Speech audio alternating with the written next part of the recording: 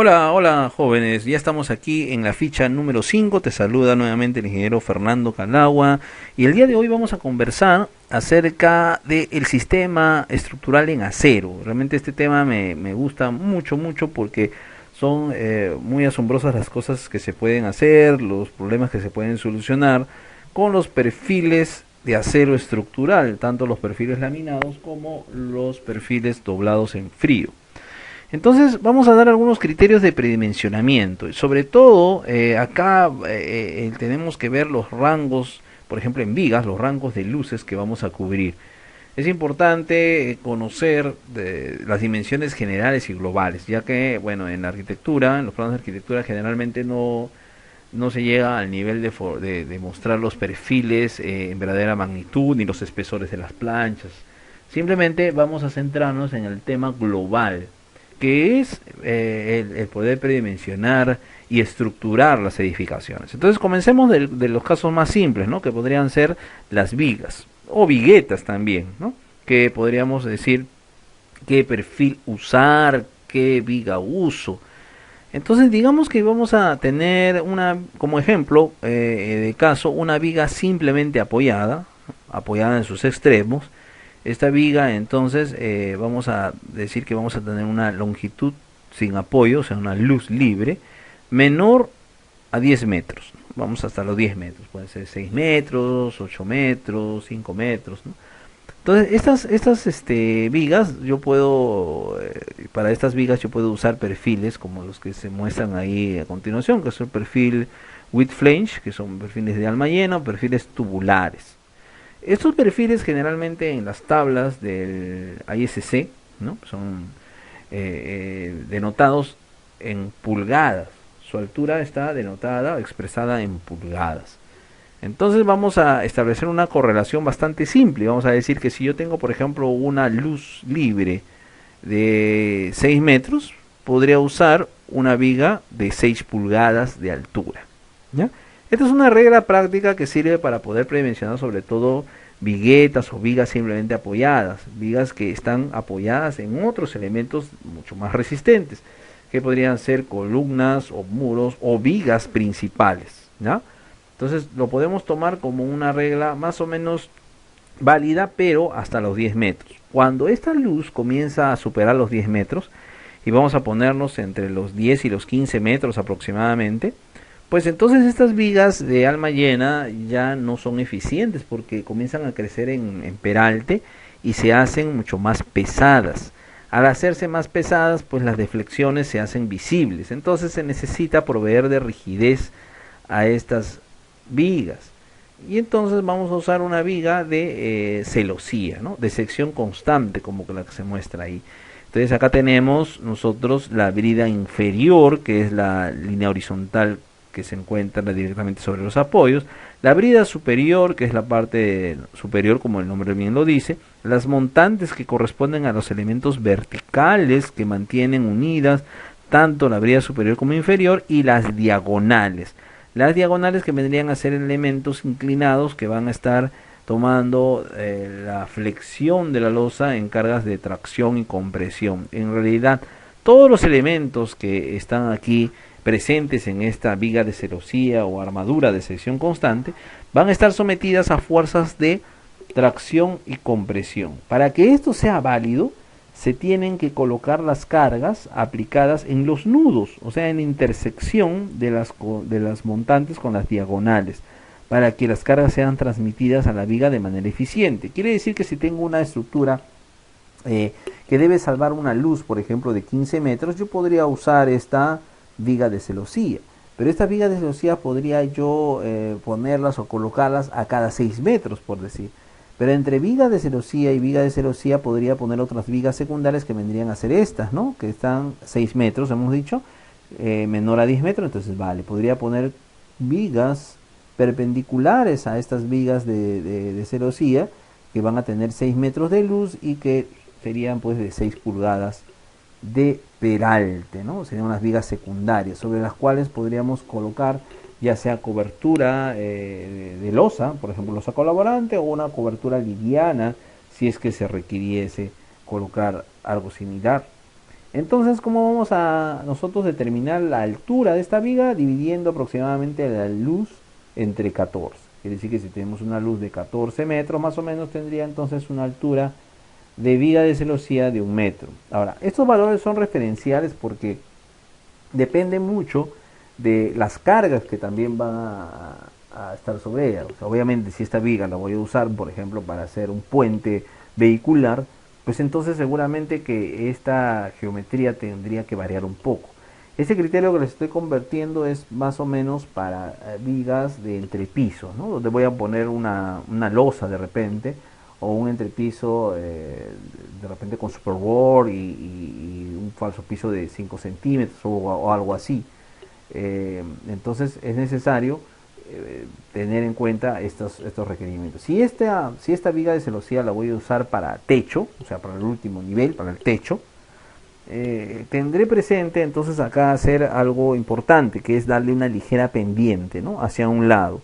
Darle una ligera pendiente para poder colocar las viguetas o correas de techo en los nudos y colocar la cobertura liviana sobre ellas. La cobertura liviana entonces deberá en general, pues estas coberturas son de paneles metálicos, por ejemplo, el tipo Calaminón, tipo TR4 de Precor o alguna de ellas, que tienen ciertos dobleces que forman perfiles trapezoidales, ¿no? Los cuales le dan mayor rigidez a este panel. Pueden ser de acero prepintado, Zincalum, alucin. ¿Y qué pasa? Que como tienen unos dobleces que permiten establecer como canales a lo largo del panel, estos sirven para conducir el agua pues a lo largo, ¿no? Del agua de la lluvia, ¿no? Y si bien es cierto, por ejemplo, bueno, en nuestro país tenemos zonas en las cuales llueve con bastante intensidad, podemos pensar que en Lima no llueve y que podemos hacer un techo totalmente plano u horizontal, pero esto no es totalmente cierto porque en nuestro medio, bueno, llovizna, pero hay humedad y la humedad se almacena pues en las superficies horizontales. En este caso, si tenemos un techo acanalado horizontal, entonces se van a almacenar ahí, se va a almacenar el agua en esos valles y con el tiempo pues va a corroer las zonas cercanas a los tornillos, va a establecer también filtraciones y esto va a deteriorar el panel y las fijaciones y posteriormente la estructura metálica. Entonces es importante dar una pendiente suave, ¿no? Digamos que si estamos en un lugar que no llueve pero que sí hay humedad como Lima, podríamos ponerle pues un 2%, un 2.5% de inclinación y con eso tendríamos ya más o menos una pendiente adecuada para que la humedad no se acumule y discurra, ¿no? Entonces esos son algunos consejos, algunos criterios que te podría dar para poder utilizar este tipo de vigas. Ahora, si tenemos ya luces mayores y vamos a sobrepasar los 15 metros aproximadamente, y me voy hasta los 40 metros. Ahora, estos rangos no son cerrados, no es matemática, eso no quiere decir que sea mayor o igual, o sea que si tengo 15.1 metros o 16 metros ya me voy a pasar a la celosía con sucesión variable y no voy a poder tomar la celosía con sucesión constante, no. Puede ser con cierto criterio porque, como te digo, depende de otros factores, no tan solo la luz. Pero son algunas ideas que te puedo compartir para que tengas un orden de magnitud de estos elementos estructurales tan importantes como vienen a ser los tijerales en este caso, ¿no? Si la luz va entre 15 y 40 metros, usamos lo que le llamamos comúnmente tijerales. Y podríamos decir nosotros técnicamente una viga de celosía de sección variable. Entonces, como esta viga está apoyada en los extremos, su máximo de flexión se da en el centro de luz. Su máximo momento flector se da en el centro de luz, por lo tanto es ahí donde necesita mayor altura, mayor peralte. Entonces vamos a comenzar con el apoyo sobre los elementos que están ahí manchados de azulito, que podrían ser muros o columnas, y vamos a comenzar de ahí con una medida mínima de 60 centímetros, 0,6 metros mínimo, y de ahí nos elevamos hasta completar una altura H. Esa altura H la podemos nosotros más o menos calcular como la longitud entre 10, ¿no? La longitud entre 10, aproximadamente, ¿no? Entonces, si tengo 30 metros, por ejemplo, tendría un peralte de 3 metros, menos los 0.6, entonces tendría 2 metros 40, va creciendo el tijeral. Ahora, esto puede variar en cuanto a la pendiente, aumentando el valor mínimo de 0,6, ¿no? O sea, yo puedo arrancar no en 0,6, puedo arrancar en 1 metro, por ejemplo, ¿no? Y puedo ya tener una pendiente más suave si es que quisiera suavizar un poco eso. Ahora, este tijeral está, digamos, estas dimensiones que doy para el tijeral están limitadas a lo que sería un tijeral de techo, pues, ¿no? Cargas livianas de techo. Hay muchas variaciones entre esos tijerales, ¿no? Se pueden hacer, pues, que la brida inferior sea horizontal o que la brida inferior también sea inclinada, pero no con la misma inclinación de la brida superior. Entonces, aún así, que las dos sean inclinadas pero no paralelas, se puede hacer que tenga un peralte mayor en el centro de luz que en los extremos, ¿no? Para el tijeral. Entonces, se pueden utilizar ciertas variantes. Igual que en el caso anterior, las cargas deben aplicarse en los nudos, quiere decir que las viguetas o correas que van a ir sobre este tijeral van a ir aplicadas acá en los nudos. Esto va en concordancia también con el panel que se va a usar.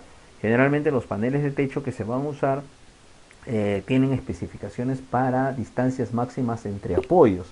Entonces, la distancia máxima entre apoyos debe ser la distancia entre correas y que esto va a coincidir con la separación de las montantes.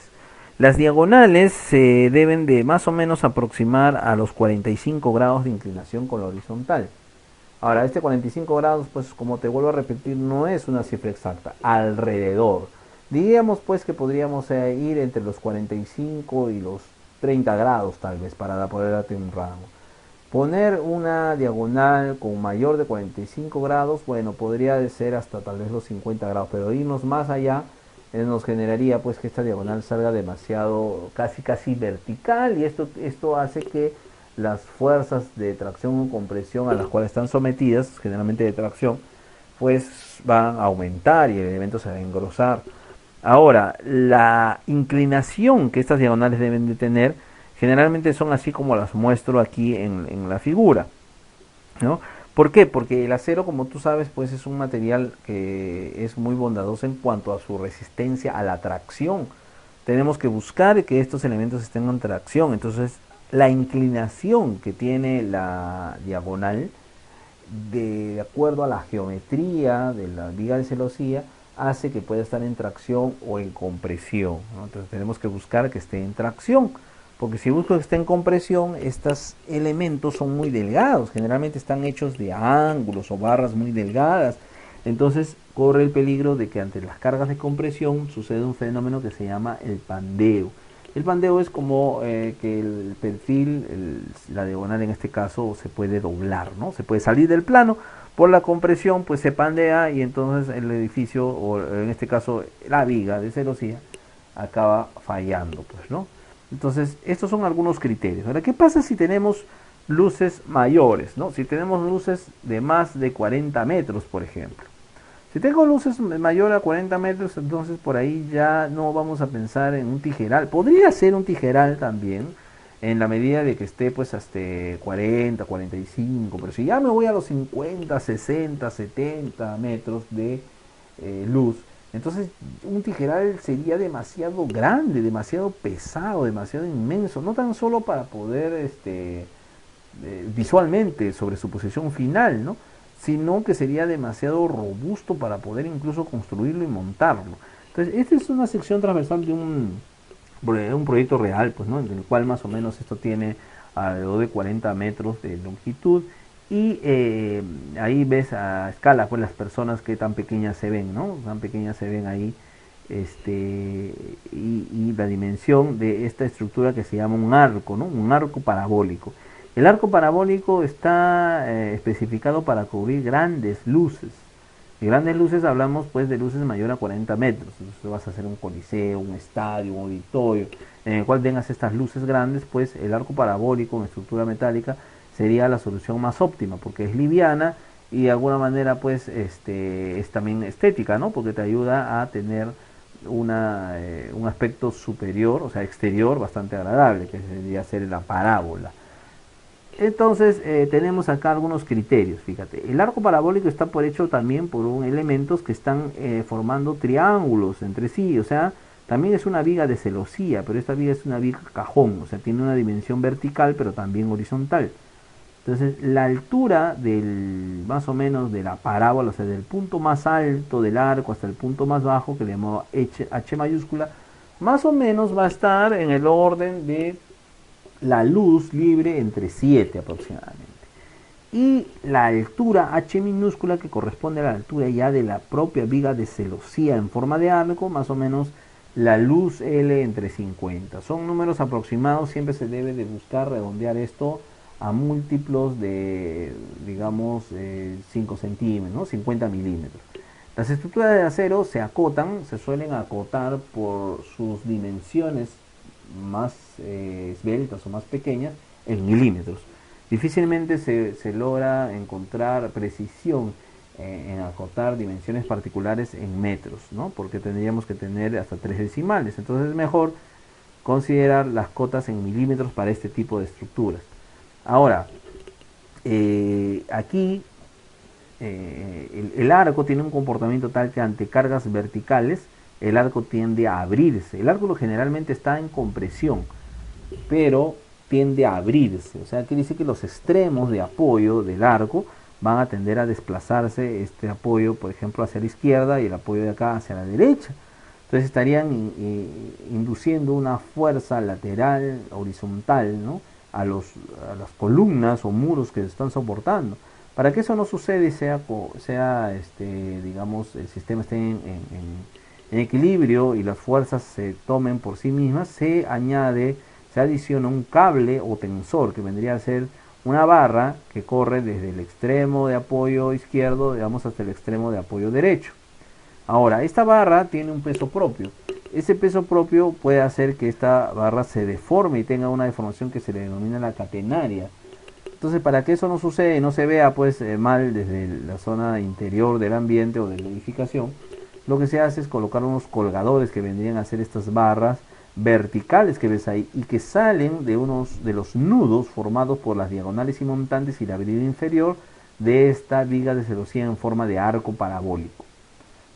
Entonces, estos son algunos criterios que te comparto para que puedas tener en cuenta, de acuerdo a la luz, a las luces, cómo puedes elegir la mejor solución de elementos tipo viga.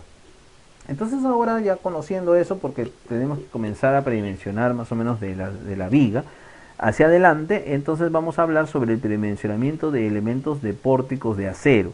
Y una tipo de edificación bastante común en este material, en este sistema estructural, son las naves industriales. Son las naves industriales, edificaciones que son, digamos, tienen las características de albergar actividad pues industrial. Ahora, también se puede usar este tipo de edificaciones para uso comercial, ¿no? En los cuales se requieran cubrir grandes luces y grandes alturas, de manera de que existe ventaja en este sistema estructural, porque las uniones generalmente que se hacen entre vigas, columnas, arriostes y demás elementos estructurales son uniones que se realizan por medio de pernos, son empernadas. Entonces esta estructura es fácil de poder construir, se monta como si fuera un rompecabezas y también se puede modificar fácilmente, también se puede trasladar de lugar fácilmente, se puede desempernar. Obviamente esos pernos ya no sirven, habrían que renovar por unos pernos pues nuevos para montarlas otra vez en otro sitio. Se podrían transportar, poder desarmar esta estructura y te la llevas y la trasladas a otro terreno o a otra función, en otra ubicación. Entonces, cosa que no se podría hacer definitivamente con una edificación de concreto, ¿no? De concreto armado. Entonces acá hay unos criterios de dimensionamiento, o de más que nada de estructuración. Acá a nivel de arquitectura, como te vuelvo a repetir, no importa mucho porque no se llega a esos niveles de escala en cuanto a los espesores de los elementos o ciertas dimensiones, pero sí a la forma, cómo se va a estructurar esta edificación. Entonces en las naves industriales suelen ir unos pedestales. Los pedestales sobresalen del nivel del suelo o de losa, sobresalen para poder sobre ellos apoyar las columnas de los pórticos. Entonces los pedestales son de concreto y tienen zapatas aisladas generalmente.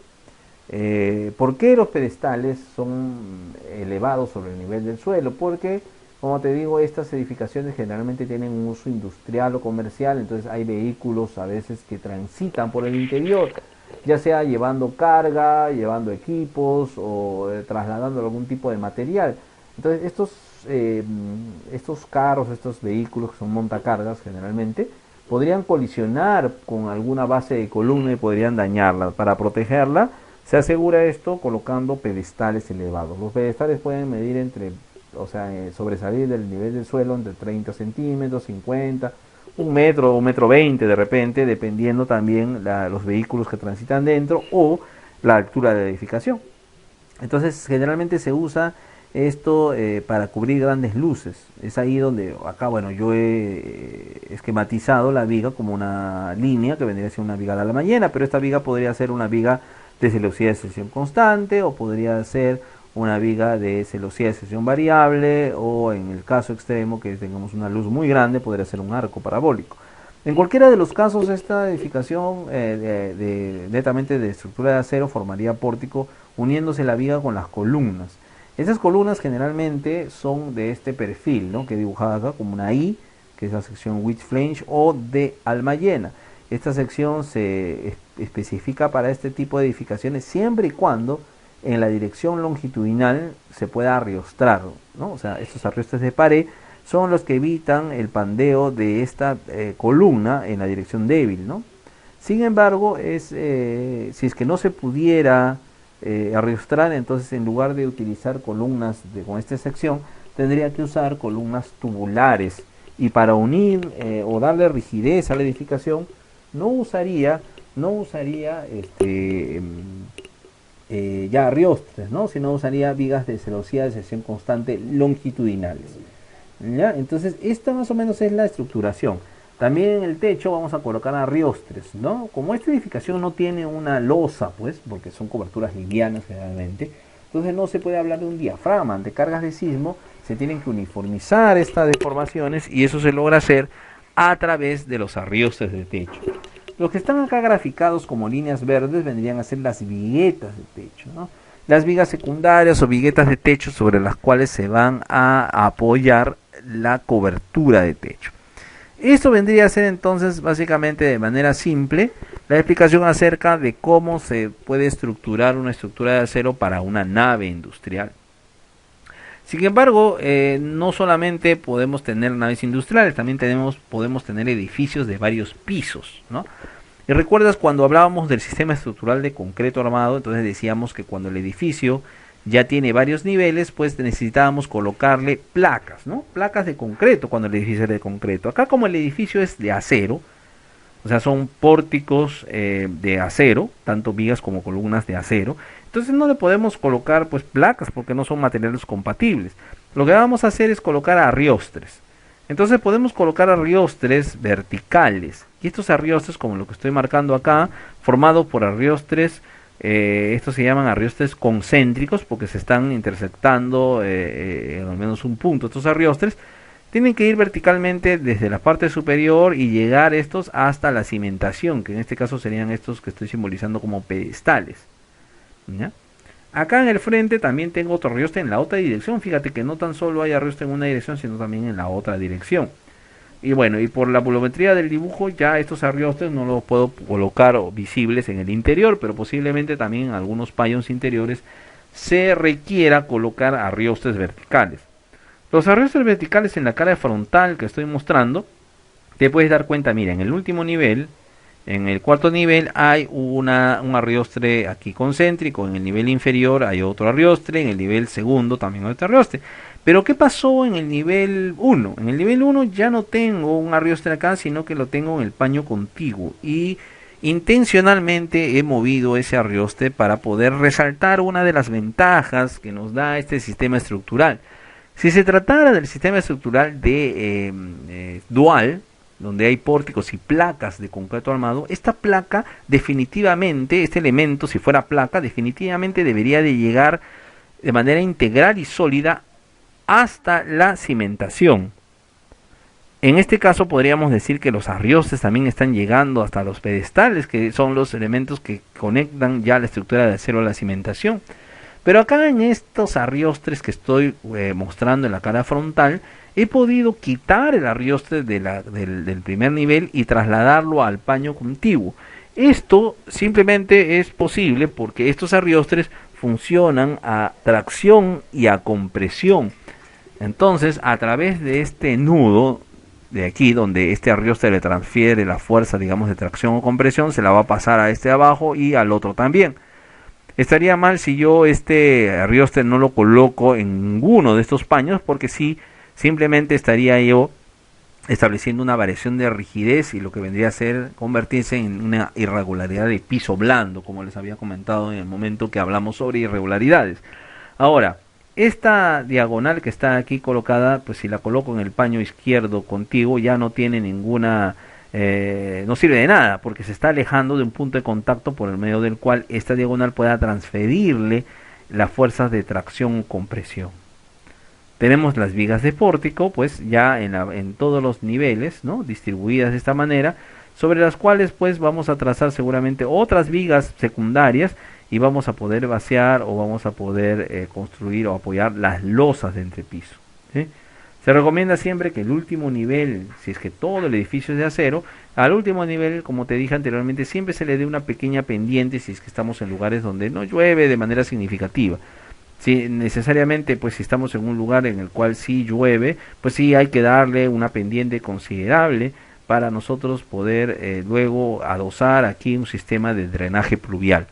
Las principales ventajas y desventajas de este sistema estructural, bueno, ventajas ya habíamos dicho, son el tema de la rapidez en su edificación, porque todas las uniones pueden ser empernadas.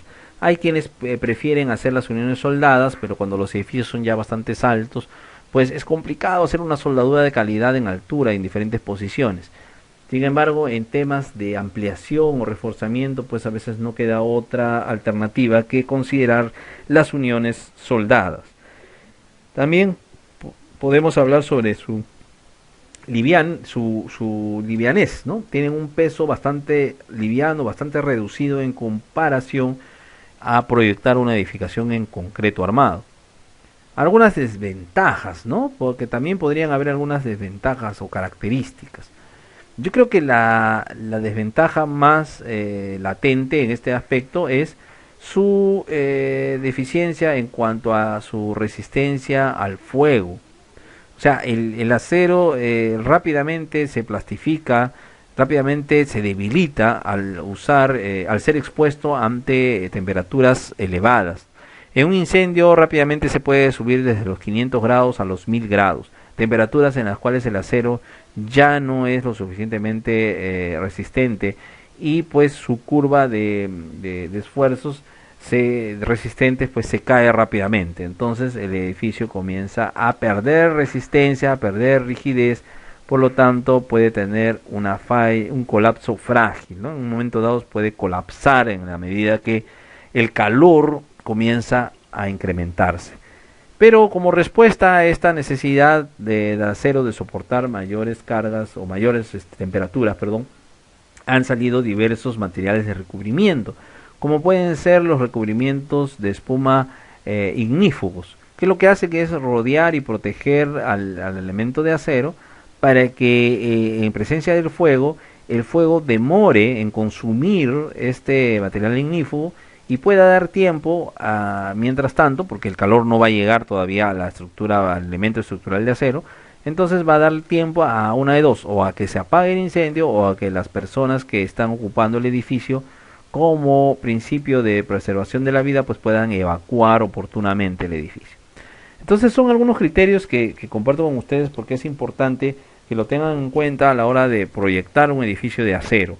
Los elementos ignífugos pues son básicamente espumas que dan una apariencia un poco estética a los elementos estructurales, entonces tendrías que pensarlos también en forrarlos de repente con alguna plancha dry o algo de esto. Ahora, si no es posible por tema arquitectónico recubrir los elementos de acero y si quieres mantenerlos expuestos, entonces tiene que adosarse un sistema de detección de humo y un sistema de aspersión seguramente para el agua contra incendio, ¿no? Que pueda activarse y detectar calor y pueda apagar el incendio de manera rápida y eficiente. Bien, jóvenes, entonces con respecto a este tema de las estructuras de acero, es lo que les puedo compartir y como aplicación, si tú tienes en tu proyecto estructuras metálicas, entonces te invito a que puedas darle forma y estructurarlo y podamos de repente más adelante en alguna crítica poder dimensionar y ver algunos detalles sobre la disposición de tus elementos estructurales. Gracias.